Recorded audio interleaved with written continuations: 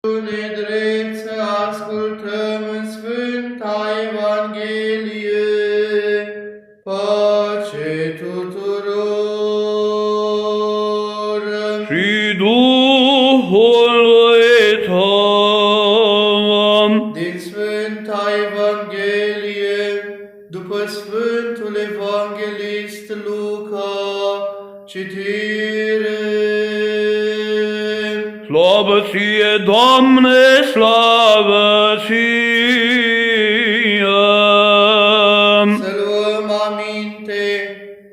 În vremea aceea, Petru, ridicându-se, a alergat la mormânt și plecându-se a văzut giulgiurile singure zăcând și a plecat, mirându-se în sine de cele întâmplate.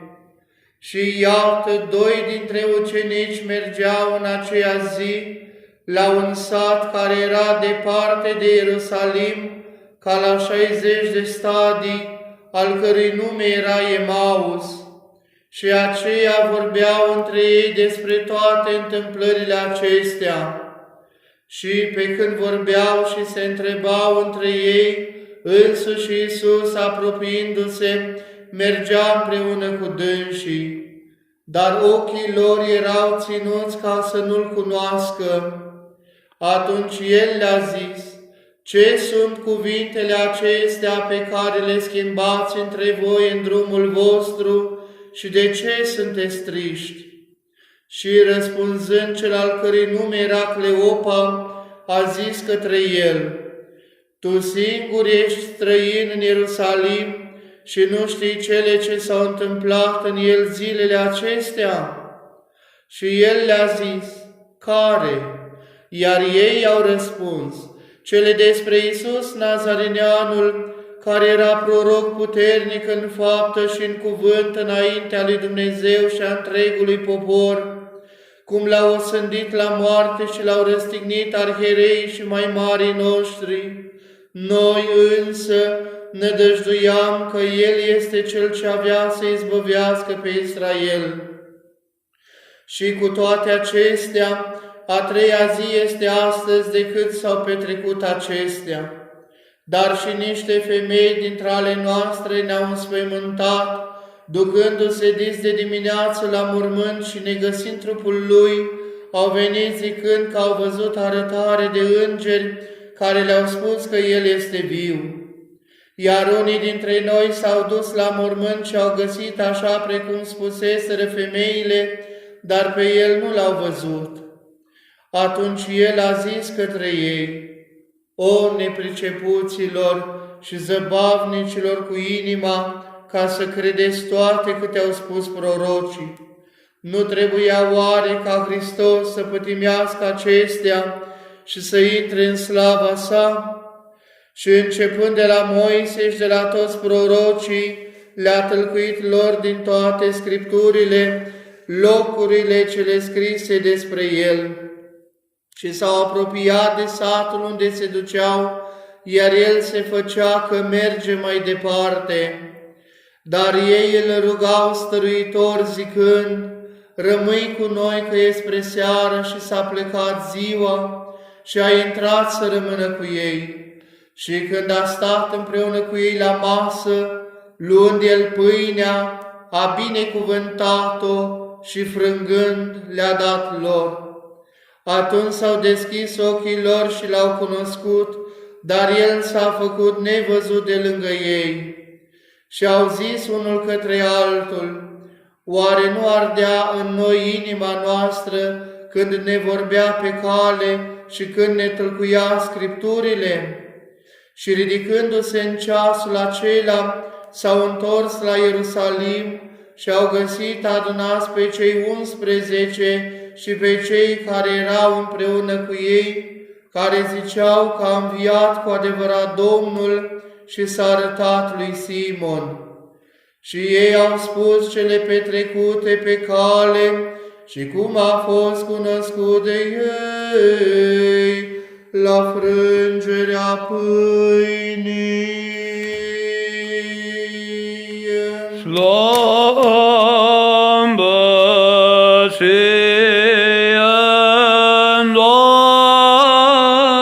Doamne, slavă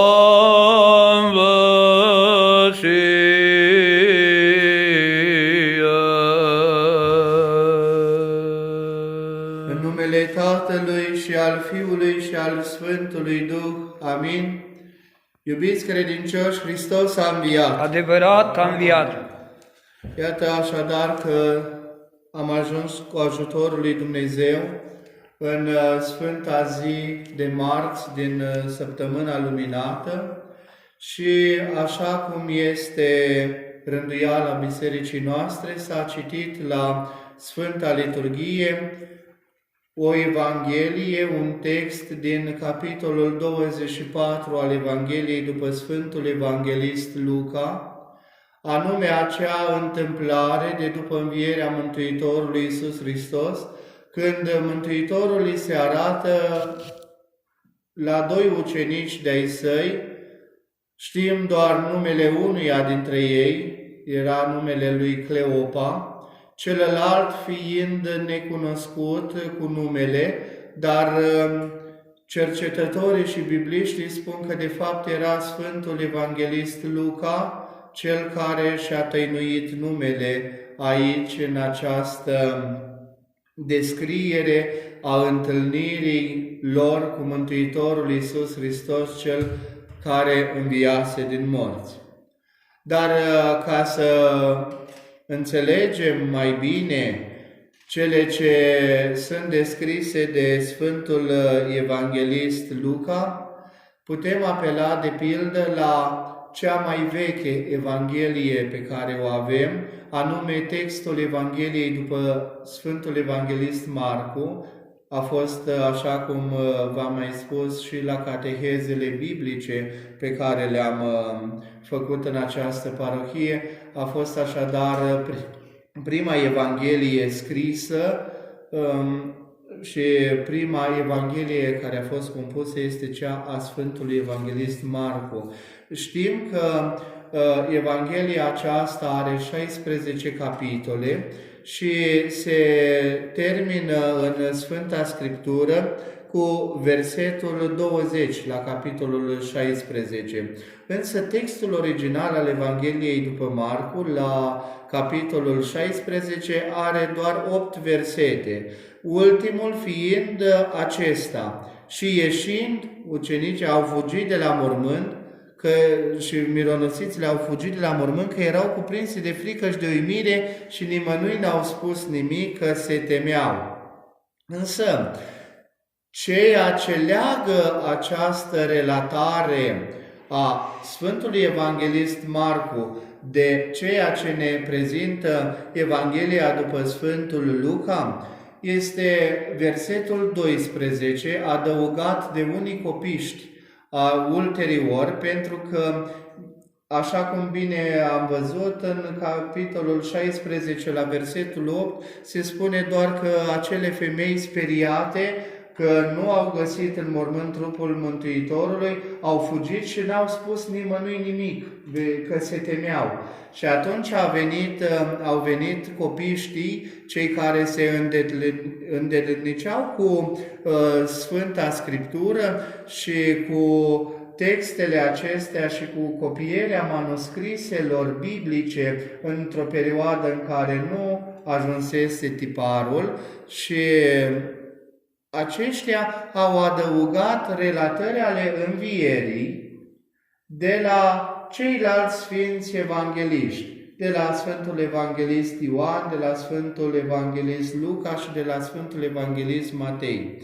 Și au mai adăugat încă 12 versete. Dar spuneam, în legătură cu Evanghelia aceasta care s-a citit la Sfânta Liturghie, în capitolul 16, la versetul 12, Evanghelia lui Marcu zice așa: după aceea, adică după ce s-a arătat Mariei Magdalena, s-a arătat în alt chip la doi dintre ei care mergeau la o țarină. Aici textul, deci prioritar, deși Marcu este cea mai veche Evanghelie, tocmai pentru că aici suntem în ceea ce bibliștii numesc o interpolare, adică tocmai pentru că suntem în fața unui text luat de la Sfântul Evanghelist Luca, aici copistul s-a inspirat din ceea ce a scris Sfântul Luca, din relatarea lucanică și nu invers. Adică, așa cum spuneau unii bibliști, că Luca s-ar fi inspirat de la Marcu. Nu se susține această afirmație.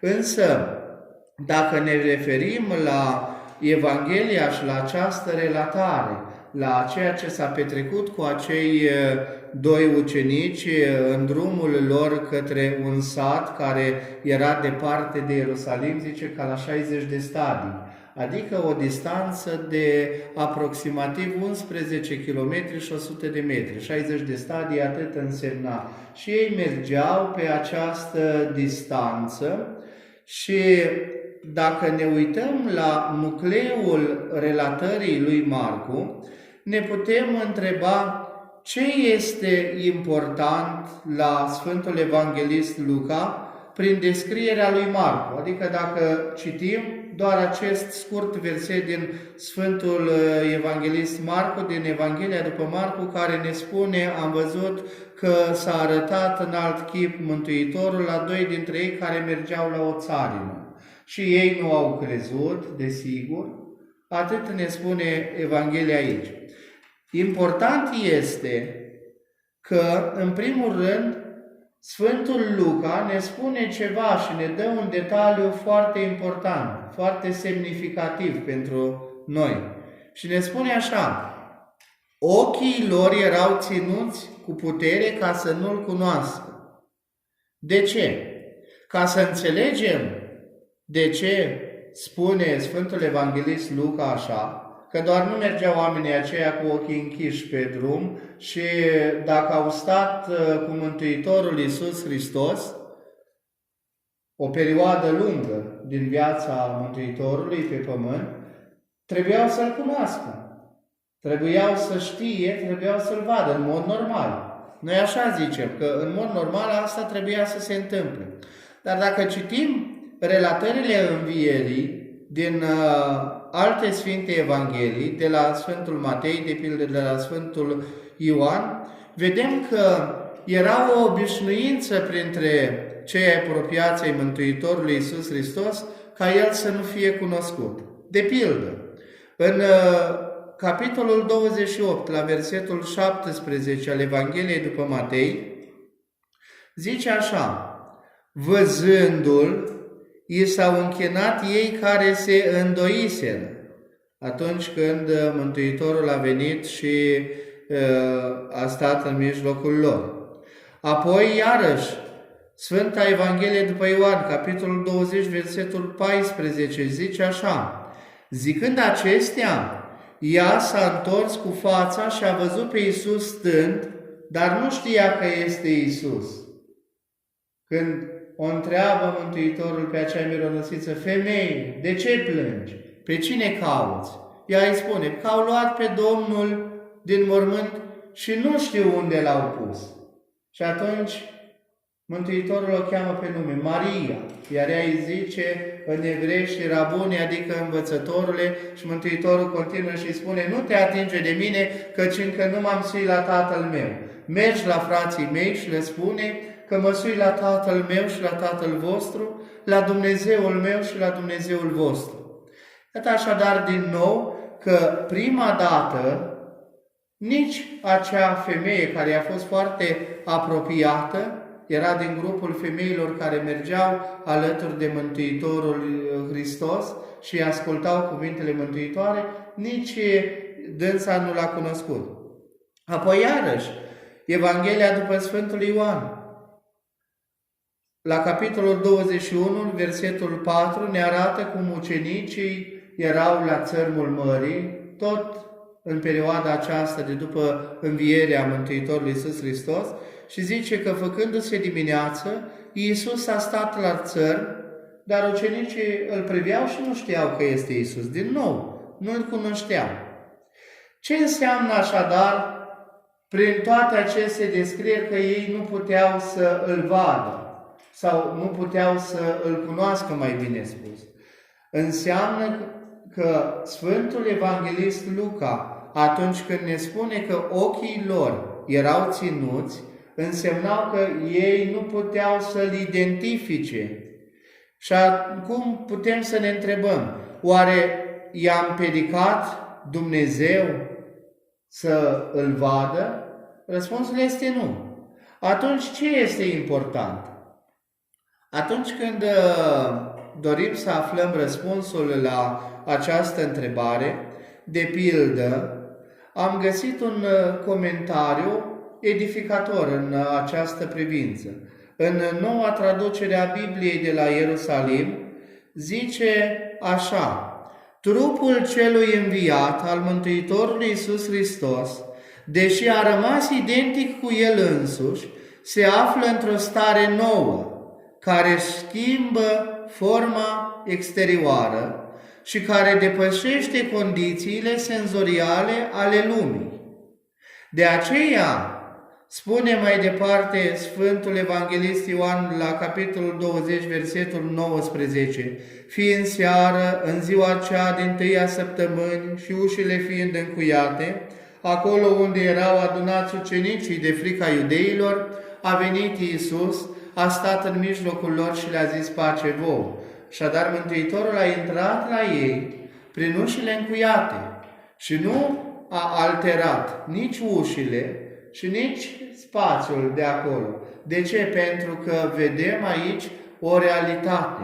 Noi cu toții vom învia, dar Mântuitorul ne-a arătat că trupurile care învie și trupul Său care a înviat este dintr-o cu totul și cu totul altă realitate. Depășește cadrele acestea ale timpului actual. El a înviat și din acest motiv, pentru că trupul Său putea să spargă barierele acestea temporale și barierele acestea făcute de ziduri, putea să treacă prin ziduri și putea să se arate ucenicilor, iată că ne arată de ce nu puteau ucenicii să îl identifice. Acum, ce învățăm de la toate aceste aspecte, de la toate aceste relatări?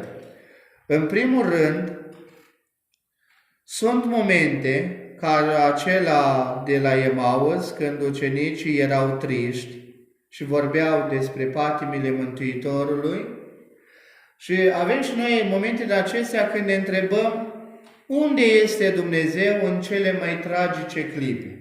De ce nu intervine imediat ce noi trecem printr-un necaz, printr-o anumită suferință? Poate că suntem câteodată deznădăjduiți. Așa erau acei doi ucenici care se îndrepteau spre Emaus. Discutau, desigur, cu ardoare despre modul în care Mântuitorul Iisus Hristos a pătimit. Ei credeau că este Mesia și totuși spuneau ei: iată, unde este, ce a făcut, ce s-a întâmplat. Și la un moment dat Mântuitorul, cu cea mai mare discreție, s-a apropiat de ei și a mers împreună cu ei. Se făcea că nu știe despre ce vorbeau. Ați auzit? De ce sunteți triști? Și atunci a răspuns unul cu numele Cleopa: tu singur ești străin în Ierusalim și nu știi cele ce s-au petrecut în el în zilele acestea? El se făcea mai departe că nu știe care. Și el continuă: cele despre Iisus Nazareneanul, care era proroc puternic în faptă și în cuvânt înaintea lui Dumnezeu și a întregului popor, noi nădăjduiam că El este Cel ce avea să ne izbăvească. Și iată, a treia zi este astăzi de când s-au petrecut acestea. Niște femei dintre ale noastre s-au dus, au spus că mormântul este gol, dar pe nu l-au văzut. Și atunci Mântuitorul le spune: o nepricepuților și zăbavnicilor, adică cu inima împietrită, nu trebuia oare ca Hristos să învieze, să intre în slava sa? Și ne mai spune un detaliu foarte important Sfântul Evanghelist Luca.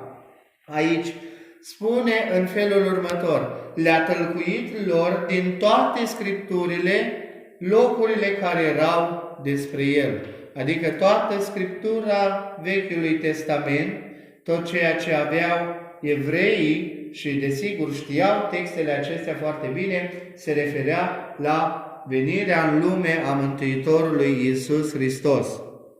Însă, la întrebarea pe care am adresat-o adineaori, de ce Dumnezeu îngăduie câteodată să fim triști și pare că nu este alături de noi, deși Dumnezeu ne poartă întotdeauna de grijă în cele mai dramatice momente ale existenței noastre, am găsit un răspuns undeva care spune că astăzi creștinul are de asumat situația în care Dumnezeu nu este prezent. Și ne întrebăm din nou, ce înseamnă lucrul acesta? Cum anume ne asumăm noi această situație? Și primul răspuns era acela, prin speranța personalizată, adică prin relația noastră cu Mântuitorul Iisus Hristos. Avem ocazia și am avut cu toții ocaziile în fiecare duminică și sărbătoare ca această relație personală și acest atașament al nostru față de Dumnezeu să fie din ce în ce mai strâns, adică să participăm la slujbele bisericii, să participăm, să frecventăm biserica adeseori, însă constatarea a fost aceea că, de exemplu, dintr-o parohie nu veneau la biserică nici măcar, nu să zic 50%, poate 20% sau poate uneori cam 15%. 15% este un procent foarte, foarte mic. Și acum vedem că oamenii ar vrea și au protestat. De ce ni s-au închis bisericile? De ce avem noi până la urmă această situație? De ce nu suntem lăsați să ne rugăm cum trebuie? Vedem că am pierdut toate lucrurile acestea, în primul și în primul rând, și datorită faptului că Dumnezeu a dorit să-L punem la încercare.